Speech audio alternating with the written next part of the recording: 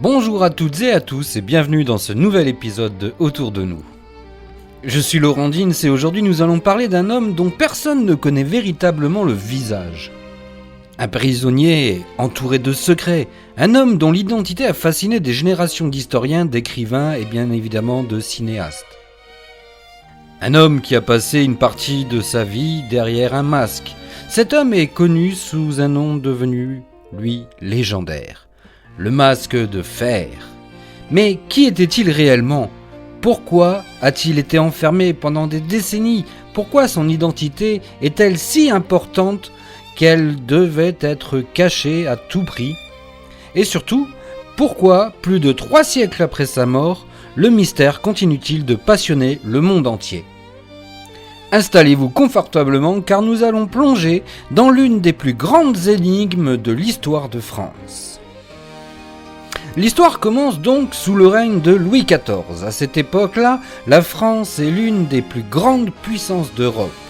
Louis règne depuis le magnifique château de Versailles, son pouvoir est immense et incontestable. Mais dans l'ombre du royaume existe un prisonnier très particulier, un homme détenu dans plusieurs forteresses différentes, toujours sous haute surveillance, toujours isolé, toujours protégé des regards indiscrets.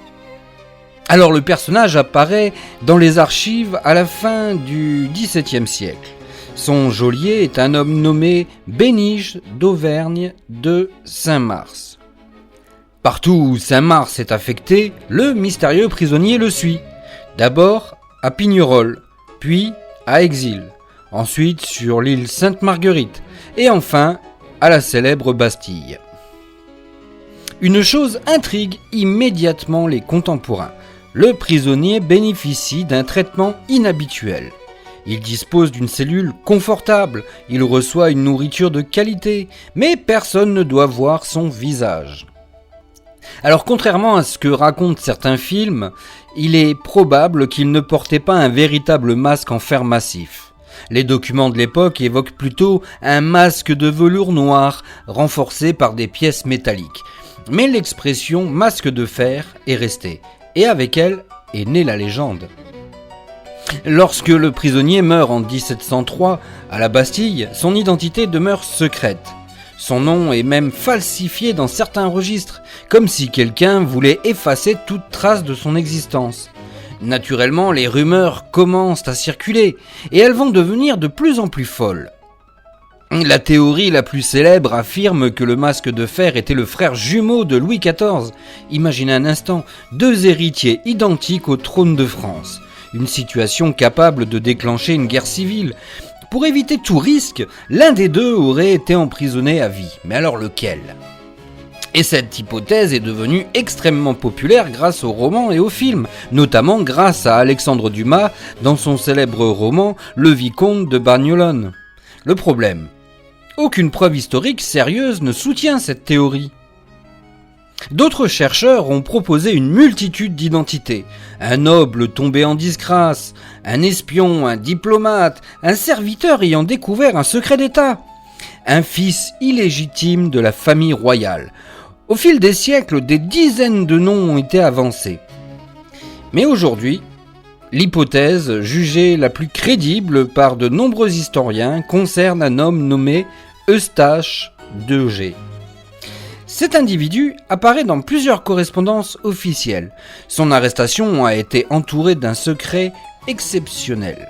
Les autorités exigeaient qu'il ne parle à personne et qu'il soit surveillé en permanence. Fait troublant, il correspond à de nombreux éléments connus du dossier. Mais même cette hypothèse laisse des questions sans réponse. Pourquoi un simple serviteur aurait-il nécessité autant de précautions ? Pourquoi tant d'années de captivité ? Pourquoi un tel niveau de secret ? C'est là que le mystère reprend toute sa force. Et puis il y a une autre question qui fascine aussi les historiens. Pourquoi Louis XIV lui-même semblait-il accorder autant d'importance à ce prisonnier précisément ? Le roi Soleil contrôlait personnellement certains aspects de sa détention. Cela suggère que l'affaire touchait à des secrets particulièrement sensibles, peut-être politiques, peut-être diplomatiques, peut-être même familiaux. Nous ne le savons toujours pas. Et c'est précisément ce qui rend cette histoire si captivante. Dans la plupart des enquêtes historiques, les découvertes finissent par apporter des réponses. Ici, chaque réponse semble produire de nouvelles questions. Chaque document découvert ouvre de nouvelles pistes. Chaque théorie possède ses arguments, mais également ses faiblesses. Le masque de fer est devenu bien plus qu'un prisonnier. Il est devenu un symbole, le symbole du secret absolu, le symbole des zones d'ombre de l'histoire. La preuve que certains mystères peuvent traverser les siècles sans jamais être totalement résolus. Plus de 320 ans après sa mort, son véritable visage nous échappe encore et toujours. Peut-être est-il un homme ordinaire devenu prisonnier d'un secret extraordinaire. Peut-être détenait-il une information capable d'ébranler le royaume. Ou peut-être que la vérité est bien moins spectaculaire que la légende. Et oui, c'est souvent ce qui arrive. Mais tant que son identité restera incertaine, le masque de fer continuera d'alimenter notre imagination. Ça, c'est sûr. Et vous, avez-vous une petite idée de qui pouvait être cet homme ? Merci d'avoir suivi cet épisode. Si cette plongée dans l'un des plus grands mystères de l'histoire vous a plu, partagez ce podcast autour de vous.